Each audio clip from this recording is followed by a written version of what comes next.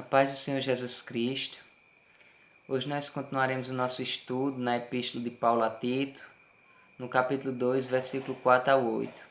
O texto sagrado nos diz o seguinte: a fim de instruírem as jovens recém-casadas a amar o marido e os filhos, a serem sensatas, puras, boas donas de casa, bondosas, sujeitas ao marido, para que a palavra de Deus não seja difamada. Do mesmo modo, quanto aos mais jovens, exorte-os para que em todas as coisas sejam moderados. Seja você mesmo um exemplo de boas obras. No ensino, mostre integridade, reverência, linguagem sadia e irrepreensível, para que o adversário seja envergonhado, não tendo nada de mal a dizer a nosso respeito. Hoje, as instruções de Paulo a Tito referem-se à conduta dos jovens cristãos. No versículo 4 e 5, as instruções de Paulo dizem respeito às jovens recém-casadas. E, embora a sociedade antiga não desse oportunidade às mulheres como hoje, mas há princípios aqui que são válidos aos dias atuais e serão eternamente. O primeiro aqui é que as mulheres devem ser dedicadas ao lar.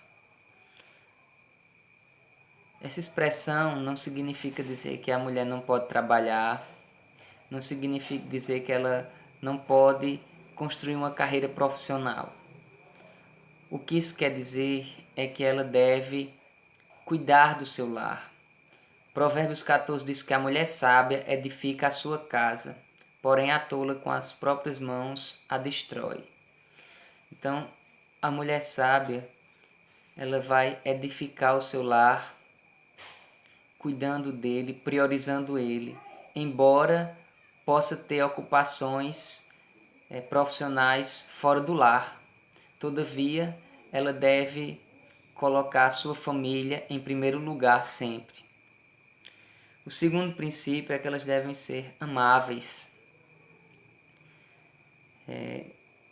Amar o seu marido, amar os seus filhos, serem bondosas. Essa é uma qualidade de uma pessoa verdadeiramente cristã. Pureza é outra qualidade que Paulo nos ensina aqui nesse texto, acerca das jovens cristãs. Elas devem ser puras e sensatas. Essas duas palavras estão muito próximas em seu significado e referem-se principalmente à pureza matrimonial. O escritor aos Hebreus, no capítulo 13, diz que venerado entre todos seja o leito sem mácula. A pureza conjugal, ela é agradável aos olhos do nosso Deus. E por fim, outro princípio é a submissão ao marido. Talvez muitas mulheres olhem esse versículo com desdém, muito em parte porque elas não entendem o significado e em parte também porque os homens não cooperam nessa área. Mas submissão não significa, nesse caso, inferioridade ou superioridade, mas apenas liderança no lar. E Paulo ensina que a mulher deve se sujeitar à liderança do homem, não fazendo tudo que ele quer, porque quando confrontar a vontade do marido com a vontade de Deus, sempre ela deve escolher a vontade de Deus. Todavia, significa uma submissão à liderança do marido. E é isso o que o texto nos ensina. Toda instituição, ela precisa de um líder. Uma escola precisa de um diretor, uma empresa precisa de um presidente e o lar precisa de alguém para chefiar. E pela criação, Deus escolheu o homem para essa tarefa. Todavia, ele deve fazer com sabedoria e de acordo com os preceitos divinos. E o alvo disso tudo é que a palavra de Deus não seja difamada. O Evangelho ele trouxe uma liberdade para a mulher que ninguém jamais trouxe, porém ela não deve abusar dessa liberdade para infamar o Evangelho de Cristo. No versículo 6, a instrução aqui se refere aos jovens do sexo masculino. Paulo só dá uma instrução, diz que eles sejam moderados, que é a palavra que significa autocontrole ou autodomínio. E nesse tempo da vida, os jovens costumam ser escravos das suas paixões, dos seus desejos carnais, da sua vontade, acham que são donos de si, que nada pode detê-los ou atingi-los. Mas o jovem cristão ele precisa ser moderado, viver sob o controle do Espírito Santo para resistir aos seus instintos e paixões carnais. E no versículo 7 e 8, a instrução de Paulo vai diretamente para Tito, que era um jovem pastor. Como líder do rebanho, ele precisava ser modelo do rebanho.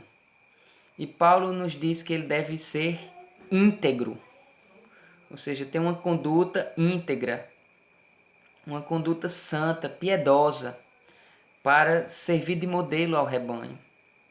Deveria ter uma conduta séria, reverente, isso é, que mostra seriedade e reverência, devoção ao Evangelho.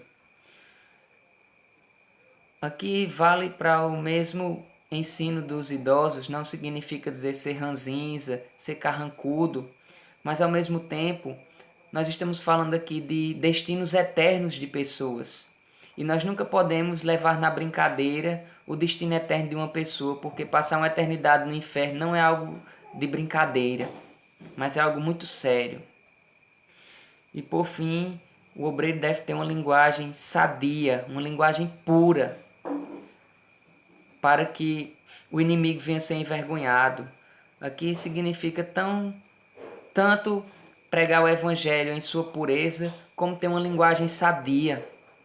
Não ter palavras torpes no seu vocabulário, não ser uma pessoa que conta piadas sujas, gracejos imundos, mas deve ter uma linguagem pura e sadia, para que o inimigo seja envergonhado. Esse é o alvo da nossa conduta cristã piedosa. É calar a boca do adversário das nossas almas e daqueles também que contradizem a nossa mensagem. Não devemos calá-los pela força ou pela violência, mas pela nossa conduta piedosa. E esse é o conselho para os jovens. E eu, enquanto jovem, me enquadro nisso e conclamo também a vocês, jovens, a serem diferentes nessa geração. A serem alguém que não vai agir de acordo com a sociedade, mas de acordo com a Bíblia. Ainda que digam que a Bíblia é um livro arcaico, obsoleto, mas prefira servir ao Deus verdadeiro, ser obediente a um livro arcaico, do que agir de acordo com o que as pessoas da nossa sociedade que confrontam o cristianismo nos dizem. É melhor ser rejeitado pelos homens e ser aprovado por Deus do que o inverso. Amém? Que Deus possa nos abençoar, especialmente a você, jovem. Seja diferente na sua geração. Seja alguém que influencie e não seja influenciado. Amém? Deus lhe abençoe.